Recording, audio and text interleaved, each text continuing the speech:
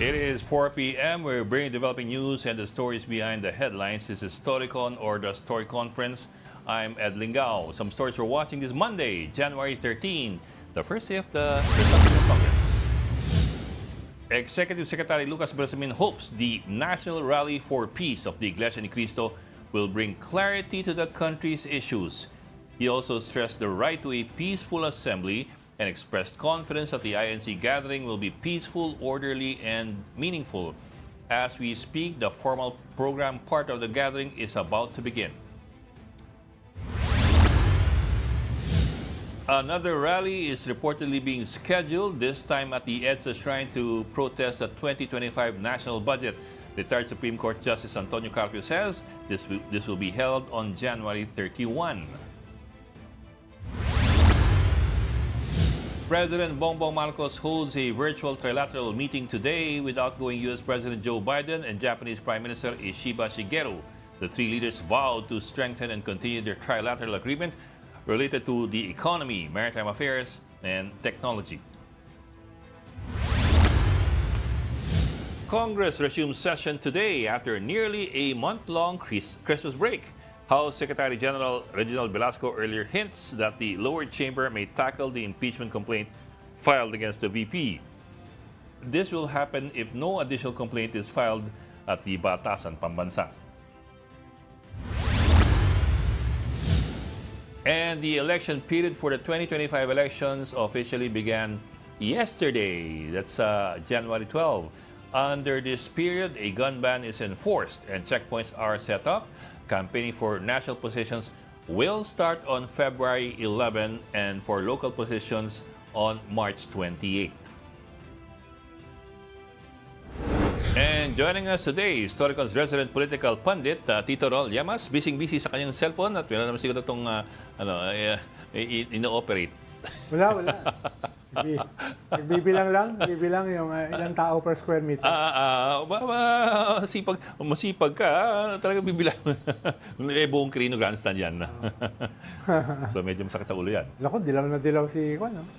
Naku, Ami? ang timing pa ni Ami Pamintuan, ang Philippine Star Editor-in-Chief, si Ami Pamintuan, pasok natin, pasok Ami. Yan. Happy Monday! Happy Monday! Happy Monday! Mukhang yung iba hindi happy eh. Bakit daw? Dahil natanggal sa pwesto? Ha? Bakit? Parang may bakanting position ngayon sa House. Oo. Sa House, oo. Natanggal yung head ng the powerful. The powerful. Appropriations Committee. The very powerful. Hindi basta-basta yun. The very powerful, oh. Diba? Hindi Naalam pa namin, baka may chismis ka dyan, Ronald, kung ano nangyari. Ha? Bakit? Baka unang casualty. So, una. Oo nga. Unang casualty. Una. Dahil hindi lang naman yan dahil sa mga outside forces. May mga forces Inside din forces. sa loob eh. No? Ganun mga ba? forces din sa Kasi loob. siya yung napag-iinitan dun sa at least during the holidays, sila ni Grace po yung napag-initan ng mga social media eh. Dahil sila yung Di ba nakaupo. yung Diyos ko po? Sa Baicam. Siya yung Diyos ko po Sila eh. yung nakaupo sa Baicam eh. Diba? Yung closed door meetings ng Baicam. That Sila resulted in a 21 versus 5 yung committee, yun ang sinitshare nila eh. Kaya yun yung trending nung holidays eh. Diyos ko po, di ba? Yan eh. Yan. Kaya ganon. Ano kayo mangyayari sa Senate? Baka may chismis ka rin. Senate mukhang wala naman. No? At dahil marami namang mga senador sa Senate ay wala namang posisyon sa impeachment. Yung iba naman ay anti-impeachment. No? At mukhang, halimbawa, si Sherwin Gatchalian naglabas ng statement ng isang araw, di ba? Na ito ay clear message. Ito daw, rally na ito ay clear message sa mga politiko. So, Although ang istorya namin ngayon from the House, tuloy yung the House will tackle the complaints kasi that's their duty, di ba? Yes. Ministerial man lang na duty, Yes. they have to tackle it. At the sooner they can tackle it, mas magaling sa kanila. If they're going to get rid of it, hindi sabihin na kagad nila. yes. At saka pag So inaasahan din natin yon. Tsaka pag na-refer yan, pwede nang humingi yung mga kung sino man yung gustong humingi sa AMLA na buksan yung mga bank accounts nung may Yan na nga. impeach. No? Kaya yun yung hinihintay nila, yung pag-refer. Dahil mukhang technically, pag na-refer na, pwede nila sarang mag-request sa AMLA. No? Na wala na yung bank secrecy laws. Kung gugustuhin nila. Anyway, Kung gugustuhin nila, ibang issue yung pwede na versus gagawin ba? Hindi naman kinakailangan magbotohan doon eh. Pwede namang may mag-request eh. No, May dahil, mag-request, hindi naman kinakailangan pagbotohan yun ng 30%. No, but what I mean is, does the committee have to approve a request for the AMLA to release documents? Diba? I'd assume that not just any congressman can make that request. It will have to be the committee making that request. If the committee does start tackling the impeachment complaint, I'm talking about the Justice Committee. Mukhang hindi naman kinakailangan yung Justice Committee ang mag-request eh. Pwedeng may congressman na mag-request dahil nga na-refer na. No? So, pero siyempre, hindi naman natin sigurado yung mga specifics, pero yun yung balita ko. Balita ko lang naman. pero hindi ba yun nga ang sinabi sa atin, di ba? The impeachment process starts upon the referral Yes. To the sa committee. Committee on Justice. Yes. So That's kapag when the final 1 na year- yun, pwede na, it will be actionable na. Yes. Pwedeng kahit sino mag-request na. Yes. Anyway, yan yung usap-usapan ngayon. Tsaka tong rally, anyway, isang araw to, kaya ba nila mag-rally araw-araw? So palilipasin tong rally na to at bakasyon naman in the first place, hindi sila makapag-meeting. And yun na nga, iniintay natin, tinitignan natin ngayon kung sino-sino yung mga pupunta dun sa rally. So far, of course, yung mga anti-impeachment nandun, sila Senator Bato, sila Senator... Ewan ko yung kaibigan mo, Ronald, kung sisipot kasi sabi niya, see you at the rally eh. Maraming kaibigan to. Sino sa kanila? Marami akong kaibigan, pero Yung, mas yung marami... human rights lawyer, yung favorite human rights lawyer mo. Si ex-human So, rights iniintay lawyer. pa natin. Oh. Wow. Anyway, iniintay natin yung...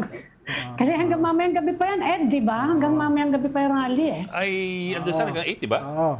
At least earlier, that was Yes, announced. yes. Actually, halos ganyan din kalaki yung rally dati ni Brother Eddie Villanueva nung nilaunch na yung kanyang presidential bid, yung Jesus is Lord.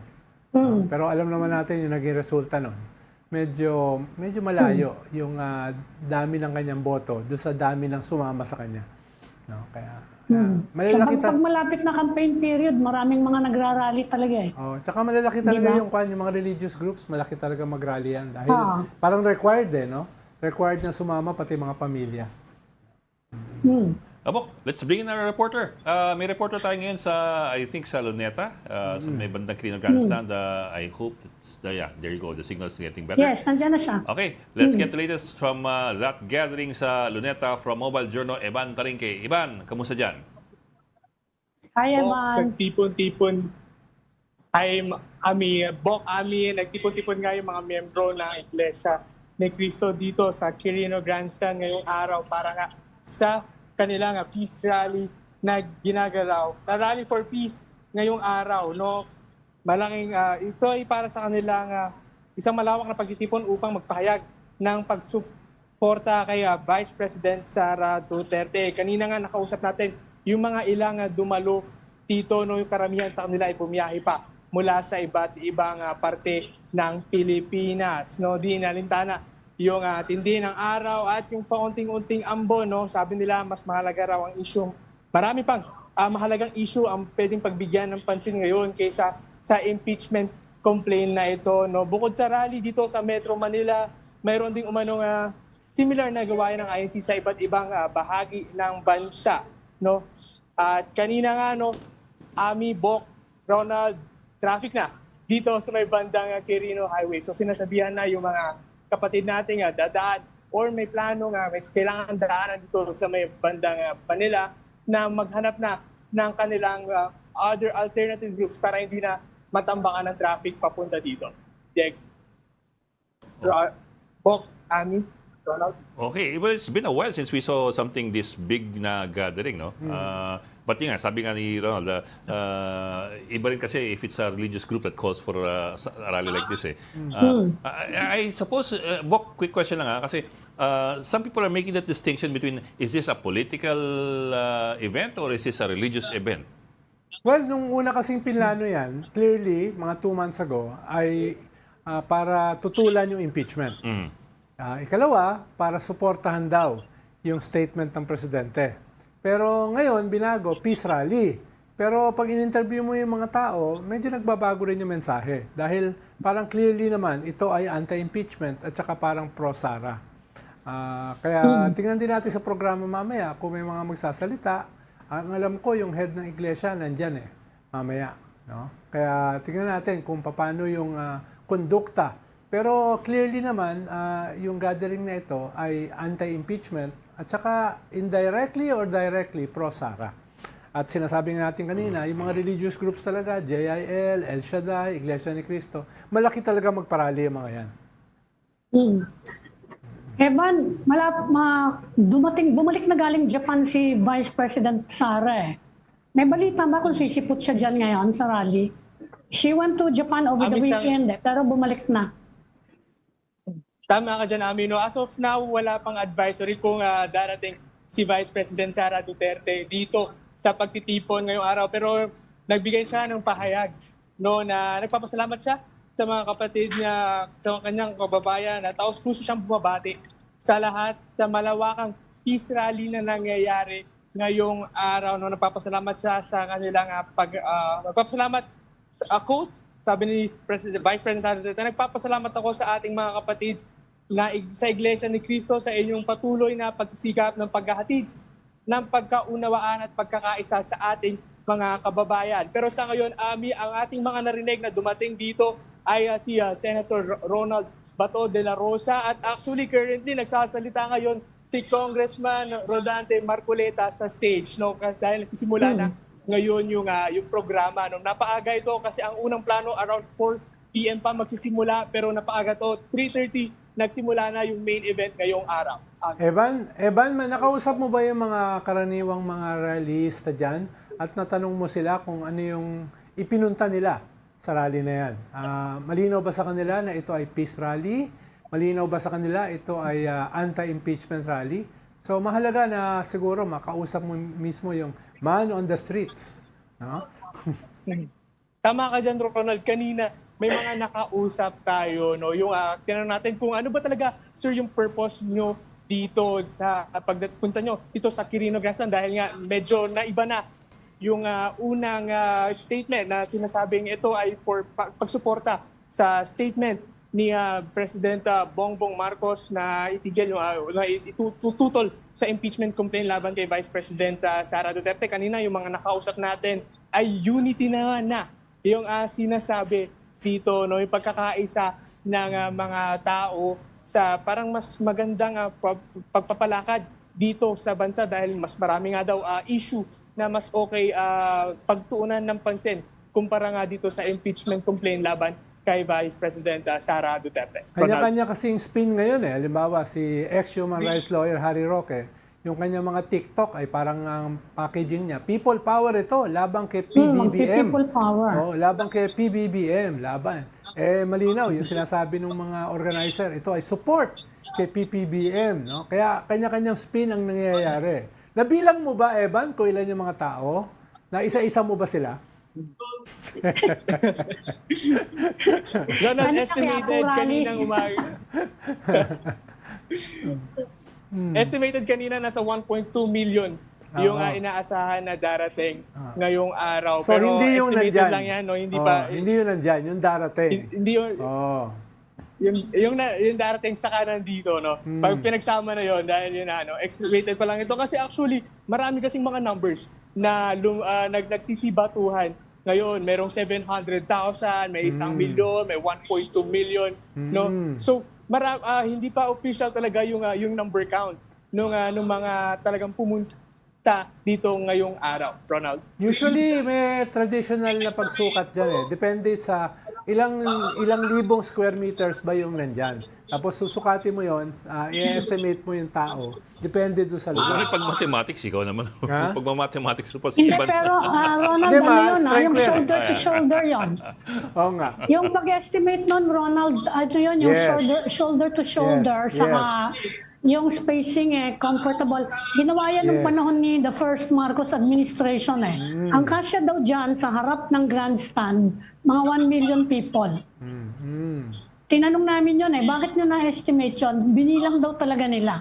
So 1 million kung dikit-dikit kung dikit-dikit. Dikit-dikit, Ngayon kasi pwede Kung mo... dikit-dikit yun, shoulder to shoulder adult. Ngayon kasi, Ami, pwede mong gamitin ang artificial intelligence para bilangin Mas magaling Kaya magbilang yan. mabuti pa, ganunin na lang Mas Yung magaling drone. mas magaling magbilang yun kaysa kay Manny Mugato tsaka kay Edling Gao. Pero Evan, may mga politiko dyan May mga nag-speech ba? Si Congressman Marcoleta, member yan ng INC. May sinabi ba siya? Saka nakita namin si Senator Batong, saka si Senator Tolentino. Nag-speech ba sila? Actually, ngayon, si Congressman Rodante Marcoleta yung nagsasalita ngayon sa may stage, kung actually medyo malayo tayo sa stage dahil pagdating natin doon medyo mahina yung signal, Pero kanina, dun sa onting pahayag kay Senator Bato de la Rosa, lagi talagang nilang sinasabi na ito ay peace rally, Hindi ito political na rally, Hindi ito political, wag daw haluan ng politika yung pagsama-sama nung mga miyembro ng INC ngayong araw dito sa Quirino Grandstand. Kanina, actually, tinatawagan natin si Congressman Marcoleta kung possible ba makukuha tayo ng kahit onting interview sa kanya. Unfortunately, hindi siya sumasagot. Nakumbinsi ka ba, Evan, na hindi political yan? Huwag mo trouble si Ivan. Honest question yun Honest question yun, di ba, Ami? Tanong sa mga reporter Baka yun mabugbog yan dyan. Ikaw talaga, ikaw always malicious. Nanunutin lang. Ivan, we saw Francis Tolentino dun sa rally, di ba? Hindi kwan yun, hindi opposition yun. Unlike Bato and That's Marcoleta. kasi, Diba? of course, Administration of course, yan. we do know in the last senator, in the other senatorial elections, the 6 years past, he ran under the Duterte camp. But and yesterday yata, he also made a statement na he's in support of this rally. But at the same time, si Tolentino kasi is with the BBM slate, senatorial slate. Baka kaya hindi siya dinudumog. Si Bato dinudumog. So I'm wondering lang, Ivan, kasi in other words, pro-BBM itong si Tolentino dahil he's running under the BBM state. Yung rally bang yan, walang mention, walang pagbatikos at all doon sa BBM admin? Kasi that would put, I suppose, Tolentino in an awkward position kung sakali. Sa ngayon, Bok, wala na mga opposed na sinasabi dito currently sa rally. Ang isa talaga actually sa pinlay nilang soundbite ay yung kay President Bongbong Marcos, yung kanyang pagtutol nga dito sa impeachment complaint laban kay Vice President Sara Duterte. Pinlay yun kanina nung pag-umpisa nung program kung saan nga sinasabi ni President Bongbong Marcos na walang Pilipino raw yung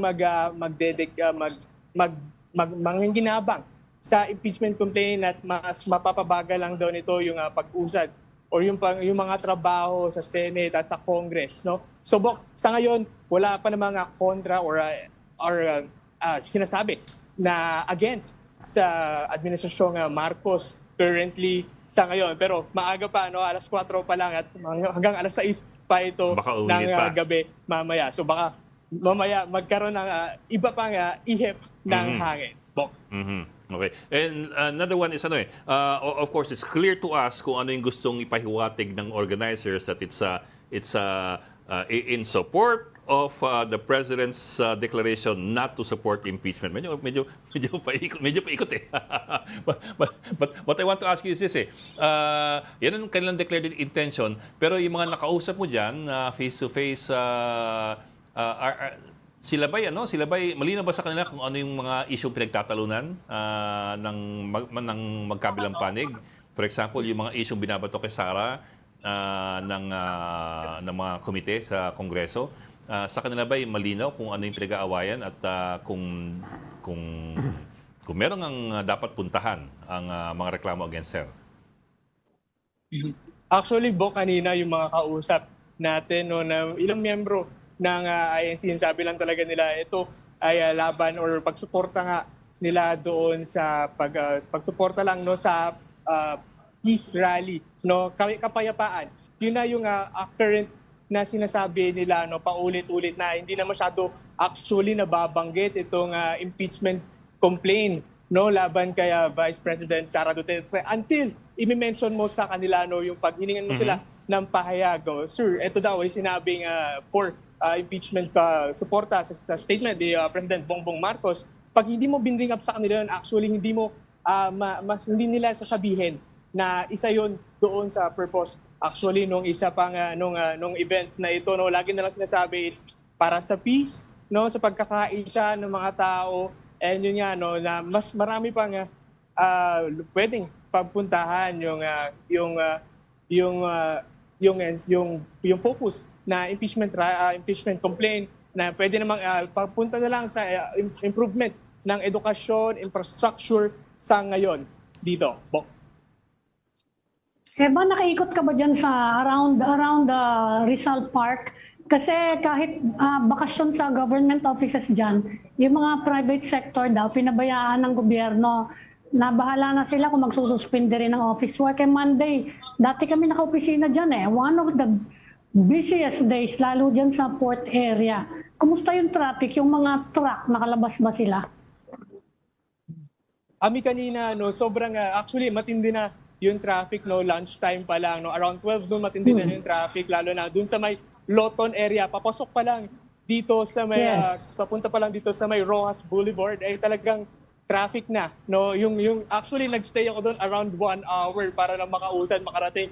Actually doon na ako nga nagpark sa may bandang Intramuros no dahil yung pila ng mga sasakyan no kasi usually mga pumunta dito ay may mga bus na dala no nag-carpool ay umabot na sa may hanggang Espanya Boulevard yung pila ng mga sasakyan. So kanina, nakita rin natin may mga sasakyan din nakapark doon sa may parte no sa may bandang Divisoria, doon sa may bandang Recto area. No, umabot na doon yung pila ng mga nakapark na sasakyan hanggang dito sa Loton, hanggang dito diyan sa may bandang malapit sa may Rojas Boulevard. Kaya actually ngayon ay hindi mo na madadaanan yung Rojas Boulevard. Actually kung nakita nyo yung mga drone videos kanina talagang talagang napaano ako doon na parang, totoo na ganun karami yung tao ngayon dito. Kaya nga, nagpila, puting dagat.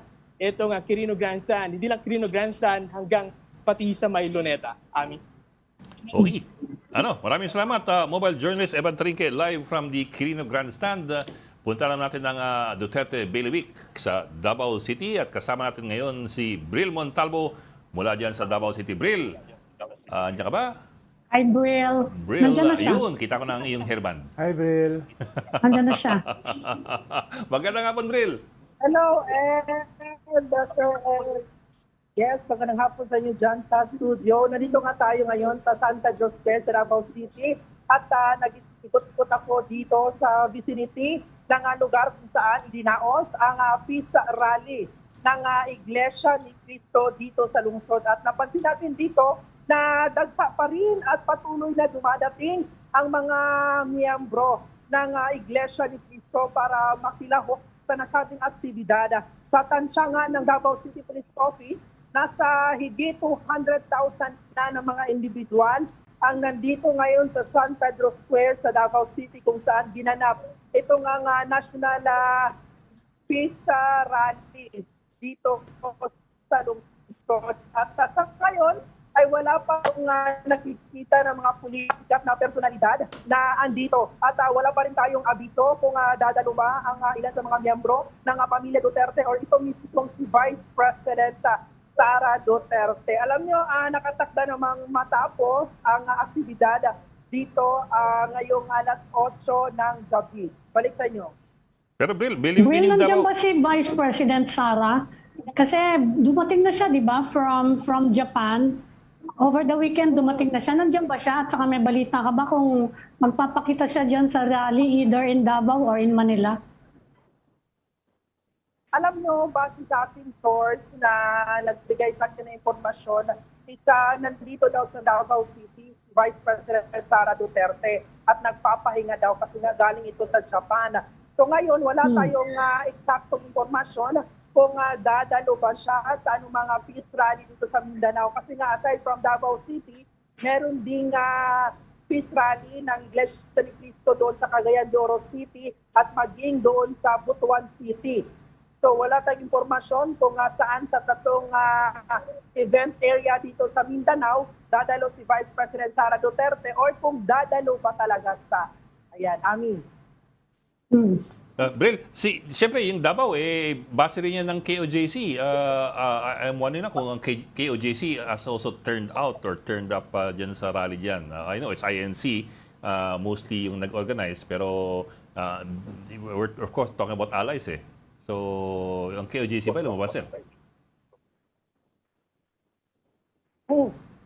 Tama ka nga dyan, Bok, no? Sa pag-ikot-ikot natin simula pa kaninang umaga, wala tayong napansin ng mga miyembro ng Kingdom of Jesus Christ na nandito nga nakilahok sa prayer rally na inorganisa ng Iglesia ni Cristo. At maging itong kanilang media arm, itong SMNI, ay wala din tayong nakita na SMNI dito na nagpo-cover. Ha? Talaga? Okay. Abril, paano mo nasabing 200,000 ang tao? Wala namang kwan dyan eh. Wala namang public place dyan na kasya ang 100,000 eh. Saan ba yung, saan nagkasya yung 200,000? Kung ganun tama nga yung bilang. Alam mo, Ronald, yan yung base sa latest update ng Davao City Police Office na nasa 220,000 na ang dumalo dito. At kung saan sila ngayon, alam nyo, may mga kalsada dito sa downtown area na isinara. I think, mga almost 10 na mga streets dito sa downtown area near dito sa National Peace Rally dito sa Davao City. At doon ngayon naka-occupy ang mga miyembro ng Iglesia ni Cristo. Ronald? Yes, pero saang lugar nandoon yung 200,000? Paano Nandito lang sila sa downtown area, Ronald. Paano Kasi walang- itong San Pedro Square, ito nga San Pedro Square, nandito siya sa downtown, heart of the city ito. Nandito yung City Hall, nandito yung sangguniang pang... Yes, alam ko yan. Alam ko yan, Bril. Hindi, alam ko yan, Bril, yung lugar na yan. Pero hindi kasya dyan ng 100,000 eh. Paano naging 200 at 20,000? Paano nabilang yon? Yung impormasyon kaya, Sir Ronald, is base na rin sa ibinigay na datos sa atin sa mga media ng Davao City Police Office. Iyan ang official, ano? Yun yung official. Real, may nakita ka ba diyang Davao politician? Either members alam ko kasi ng lugar. Duterte clan o yung sila, yung Nograles clan. Kasi medyo hindi maintindihan masyado ng tao kung ito pro or against. It's supposed to support actually Marcos di ba? Yung posisyon ni President Marcos against the impeachment of Sara Duterte. May nakikita ka ba dyan mga politiko? Saka ano yung sense mo na meron bang political color actually nung rally dyan? Anti-Marcos ba? Pro-Marcos? Hindi medyo malabo yun No. Alam nyo, kanina sa pag-ikot natin dito sa vicinity ng San Pedro Square, wala tayong nakita ng mga miyembro ng mga Duterte at ang miyembro ng mga Nograles sa ngayon. At sino man ang mga malalaking politiko na pumunta dito ay wala tayong napansin. Only yung mga local officials, yung mga city councilors, may nakita tayo dito ng mga city councilors. At syempre, may mga supporters din dito ni Vice President Sara Duterte na hindi mga miyembro ng Iglesia ni Cristo ang nakilahok din dito sa San Pedro Square. At may inorganisa sila nga Walk for Sara. So from Rojas Avenue, mga ilang metro, naglakad sila going dito, dumaan sila sa may San Pedro Square kung saan idinaos or nandito yung stage ng National Peace Rally ng Iglesia ni Cristo. Pero Bril, nakausap mo ba yung individual mga members dyan ng Iglesia? Kung tungkol sa ano ba yung ipinunta nila dyan? Kapayapaan, no? Support kay PBBM, support sa anti-impeachment. Ano yung tono ng mga individual na nandyan? Random. Alam nyo, Ronald, no, bago lang may na-interview tayo ng mga miyembro ng Iglesia ni Cristo ang nandito at ang sabi nila, ang panawagan nga nila ay para daw sa kaayusan, pakistan ng gobyerno at mga tao at ito nga kalinaw or ito nga peace na pinapanawagan nila. At yung iba din, sabi nila na mga supporters daw sila ni Vice President Sara Duterte at against sila na i-impeach umano itong si Vice President Sara Duterte. Okay. Pagkakaisa, hindi pamumulitika. Yun yung mga panawagan nila dito. Okay, maraming salamat. Bril Montalvo reporting live from Davao City. Thank you, Brill. Thank you, Bril. Tito Ronald, you're familiar with the area? Yeah. hindi kaya ng ganun kalaki. Kaya tinatanong ko. Bumali mo, hindi sila humihinga. Paano yung...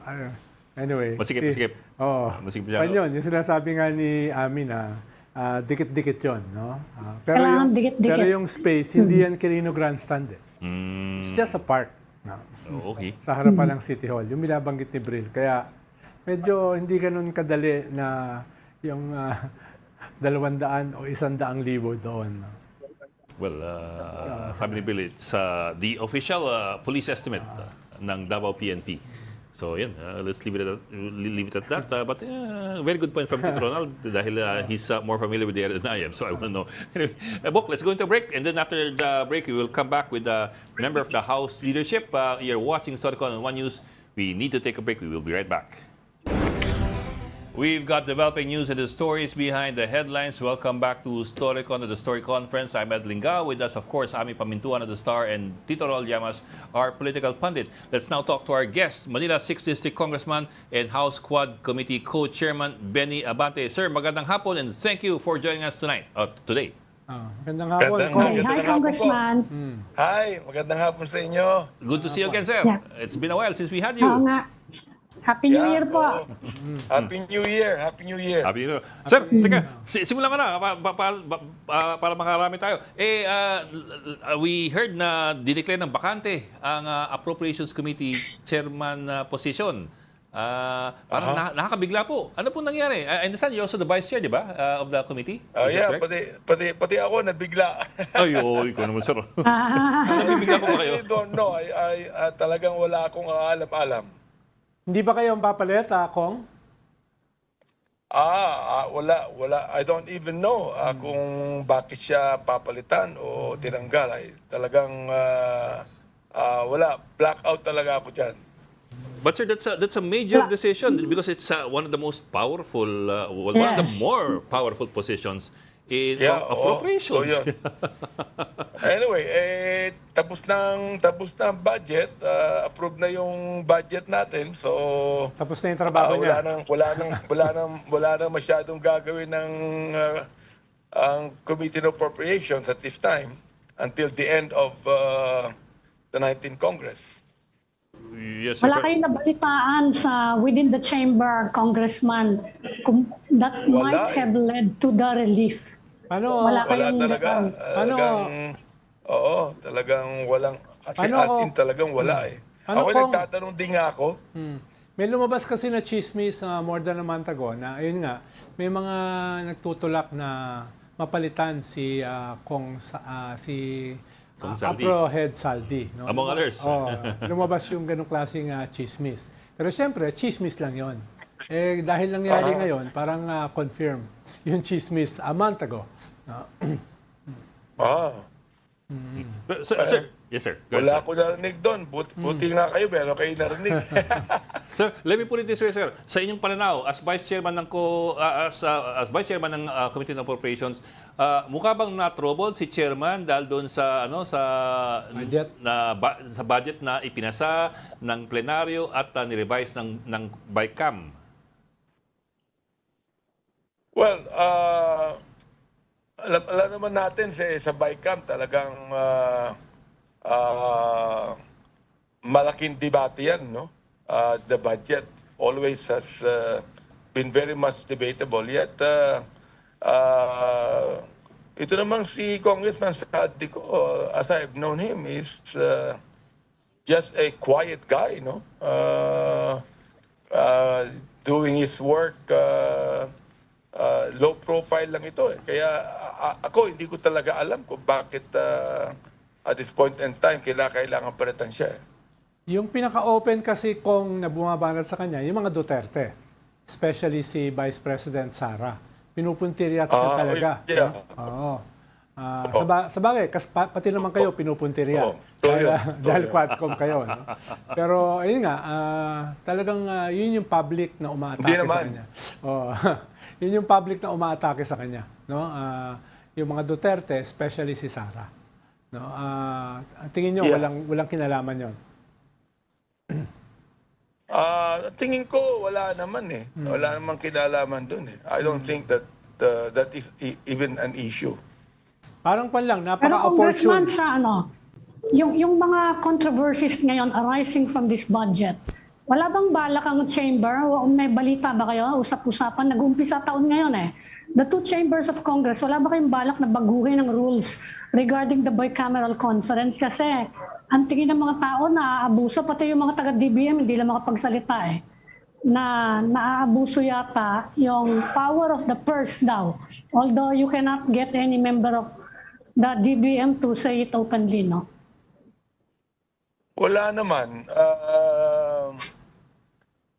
I don't even know about anyone among the agencies in government complaining about that. Ako, may complain ako sa DBM. For example, like ang DBM ang talagang nag-i-increase or nag-decrease ng budget ng anumang agency. Hindi naman kami. So, kami naman, we are just, kinukuha lang namin yung binibigay ng DBM na budget eh. And then of course, we discuss about it and debate on it. At tinatanong namin, ba't pinawasan niya budget ninyo, whatever it is. Palagi may reason naman ng DBM tungkol dyan eh. Hindi ba kung napaka-opportune time dahil may malaking rally yung iglesia, tapos ngayon natanggal yung isa sa pinaka-powerful na chairman ng Kongreso. Wala bang connection yan, yung rally natin ng iglesia ngayon? I don't think so. Wala naman akong nakikitang relationship dyan. Pero kung like it or not, people will read things into the timing, di ba? You have a massive rally kahit paano ng Iglesia ni Cristo, like it or not, it's still in support of Sara Duterte. That's the way it is. Totoo yun. And then you have a replacement of a major House leader in a very powerful committee that dealt with the budget, which is also controversial. Yeah, totoo yan. Kaya nga kami, when we were there, nung in-announce yan ng majority leader, kami, yung nakapalibo sa akin mga congressman, we were all surprised about it. Di ba kung may umiikot ngayon na statement of support para kay Speaker, anong status nun? Hindi ko talaga alam eh. Alam mo, may umiikot man, pero we still do not know the status of it eh. So, Pero wala namang problema as far as supporting the Speaker is concerned. So hindi pa kayo Congressman, maganda yung reception sa medyo cambio lang ako konti kasi wala na tayo oras eh. Maganda yung support ng tao of course doon sa Quad Committee, no. Meron pa ba kami inaasahan doon before the campaign period? May balak pa ba kayong gawin yung Quad Committee o sarado na yan? Tapos na. Tapos na trabaho. Meron pa naman, no. Una, we would like to thank our people that actually believe in what we're doing. Talagang yan, to us, it is parang para talagang tubig na binuhos sa amin, no? Kasi alam nyo naman, we are being bashed left and right. And then, all of a sudden, makikita mo na more than 73% of the people actually is in favor of the investigation of the Quadcom. Sa amin, napakagandang balita yan eh. Pero pangalawa, hindi pa tapos to, no? Marami pa dapat kami dito, particularly the next Quadcom hearing we might tackle on the Pogo issue. Para Can you lang be more malinaw sa... specific? Ano po sa Pogo issue? Ano po dun sa Pogo issue balak nyo? una, ang gusto namin malaman yung money trail eh. Yung money trail sapagkat I think we are discussing about inviting the banks that were actually involved kung saan doon ibinangko ang pera. Oh. And of course, the AMLAC would know about it. Kaya gusto namin malaman, saan ba nagsisimula ito? Saan ba umiikot to? Saan ba nag-e-end itong money trail na to? Di ba kung related yan dun sa pag-defer ng impeachment complaints? Dahil pag na-defer yon, pwede nang buksan yung, pwede nang i-lift yung bank secrecy laws at pwede nang buksan ng AMLA yung mga bank accounts na yan na binabanggit nyo. Pwede namang i-lift ang bank secrecy law whenever there is a violation of the provisions of law. Eh. Ibig sabihin, for example, like nagdeposito ng bilyon-bilyon yan, no? We were actually, para bang nakita namin na there are about 6 to 8 billion pesos na umikot yan sa mga bangkong yan. And AMLAC should know about it. AMLAC should know where it came from, sino i-deposit niyan, ganyan bagay. So, the bank secrecy law is not actually absolute na hindi naman pwede buksan yan. Pwede buksan yan whenever we think there's a violation of the law itself. Para lang sa ating mga tigapakinig, batay dun sa sinabi ni Ami kanina, sa Pulse Asia Survey ay 2/3 ng mga na-survey ay supporter ng Quadcom process, no? At 11% lang yung kontra. Kaya medyo overwhelming yung support sa Yes. Quadcom, no? Para lang malinaw sa ating tigapakinig. Pulse Yes, Asia oo. Survey yan. Yeah, we're just so thankful about that. Pero Totoo sir, yun. i-follow ko na rin yan. Finally, nag-resume na yung Congress. Ang tanong na marami, isang buwan na mahigit yung impeachment complaints dun sa SecGen.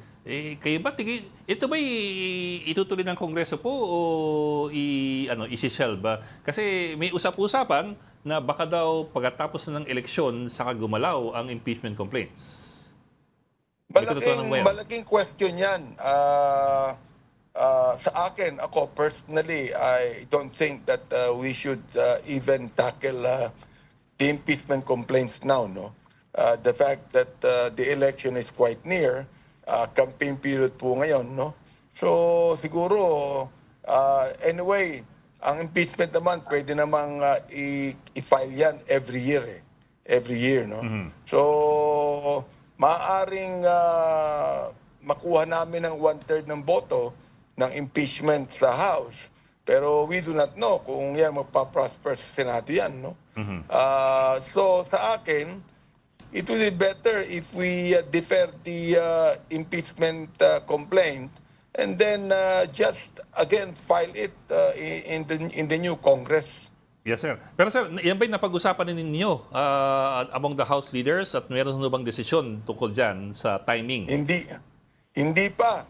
Kaya nga tinatanong ko kanina yung ibang mga House leaders natin and sila din na we're in a quandary kung ano talagang gagawin ng leadership about that. Pero di Pero ba ano po yung sense nyo? If you talk to the House leaders, ano po yung sense ninyo? Pareho pa, do they agree with you na yung susunod na Kongreso na lang ang mag-tackle ng impeachment ng Palagay Vice ko, President? I think so.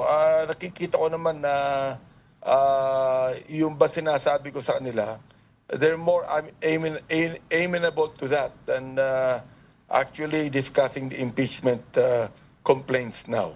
Pero kung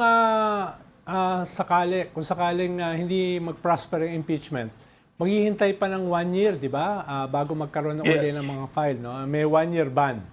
No? Yes. Oh, yes. In fact, 2026 pa yun.